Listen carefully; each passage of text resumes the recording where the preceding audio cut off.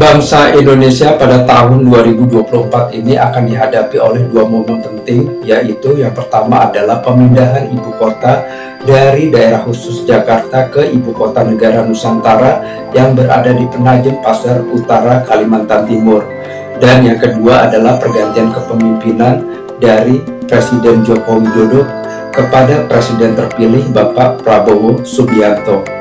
Bagaimanakah kondisi Indonesia apabila sudah terjadinya pemindahan ibu kota dari daerah khusus Jakarta ke ibu kota negara Nusantara, dan bagaimanakah kondisi Indonesia di bawah pimpinan Bapak Prabowo Subianto?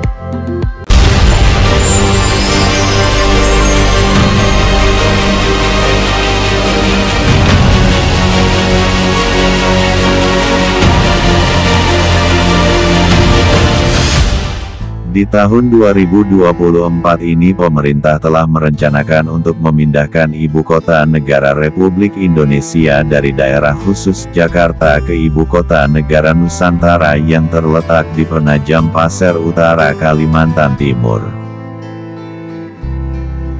Adapun pemindahan tersebut akan dilaksanakan dalam beberapa tahap, yaitu untuk periode tahun 2020 sampai tahun 2024 merupakan pemindahan tahap awal.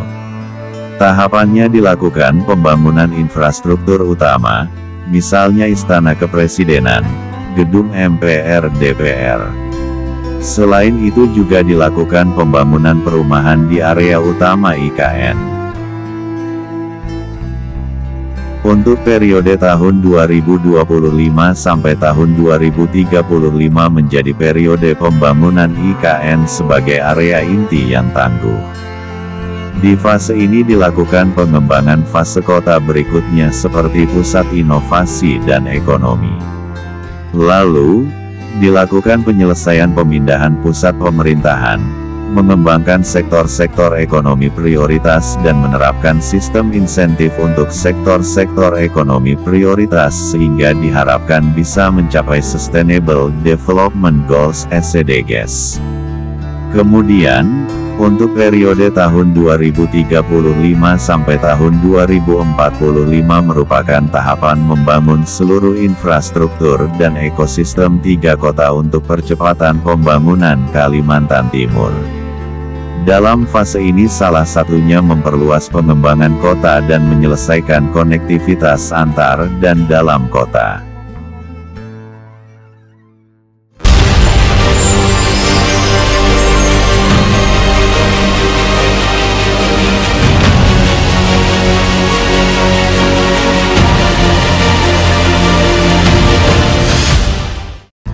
Di tahun yang sama, yaitu tahun 2024 ini Indonesia juga akan mencatat sejarah baru dengan pergantian kepemimpinan dari Presiden Joko Widodo kepada Presiden terpilih periode 2024 sampai dengan 2029, Bapak Prabowo Subianto.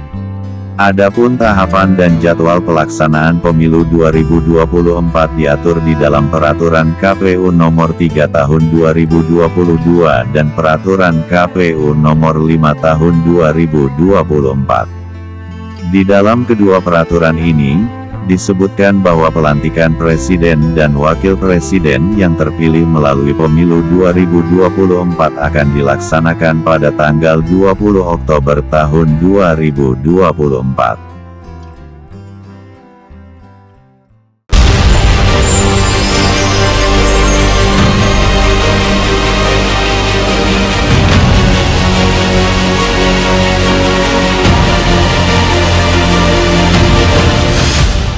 Selanjutnya, bagaimana kondisi Indonesia, khususnya kota Jakarta apabila sudah tidak lagi menjadi ibu kota negara Republik Indonesia? Asisten Perekonomian dan Keuangan Setda Pemerintah Provinsi Pemprov DKI Jakarta Sri Haryati memaparkan dampak dari sisi pertumbuhan dan perekonomian Jakarta usai tidak lagi menjadi ibu kota. Diketahui, Perpindahan ibu kota Indonesia dari Jakarta menuju Penajam Pasir Utara di Kalimantan Timur sudah tertuang dalam Undang-Undang Nomor 3 Tahun 2022, dan diproyeksi rampung pada 2045. Meskipun sudah tidak lagi menjadi ibu kota Indonesia, Sri mengatakan kalau Jakarta tetap akan tumbuh dan berkembang sebagaimana situasi sekarang. Dengan demikian, Sri menyatakan jika pihaknya sudah mempersiapkan terkait masa depan Jakarta setelah tidak lagi jadi ibu kota. Mereka sudah mempersiapkan arah kebijakan pembangunan ekonomi Jakarta dan mitigasi dampak usai pemindahan ibu kota negara (IKN) bersama dengan perusahaan jasa PricewaterhouseCoopers (PwC). Bersama dengan PwC, Pemprov DKI Jakarta sudah membangun pilar terkait masa depan kota ini, yakni ekonomi, kesejahteraan masyarakat, kota kompak dan berkelanjutan, mobilitas yang efektif dan efisien, dan kota pintar.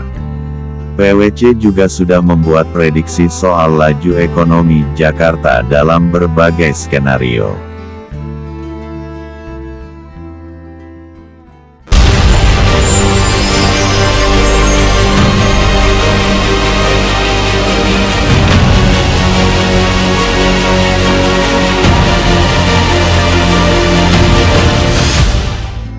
Dan bagaimanakah kondisi Indonesia di bawah kepemimpinan Prabowo Subianto?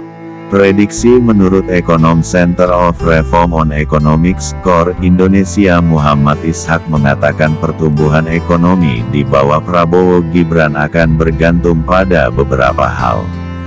Pertama, apakah visi misi yang diusung selama kampanye bisa dijabarkan dalam bentuk regulasi dan bisa menciptakan terobosan sehingga Indonesia keluar dari rata-rata pertumbuhan ekonomi 5%. Kedua, susunan tim kabinet yang dipilih Prabowo Gibran. Ia mengatakan para menteri yang dipilih harus didasarkan pada kecakapan dalam melakukan terobosan, bukan hanya sekadar membagi-bagikan kekuasaan dan balas jasa seperti yang biasanya terjadi. Ketiga, kemampuan Prabowo Gibran dalam meningkatkan nilai tambah produk-produk primer, seperti sektor perkebunan dan pertambangan.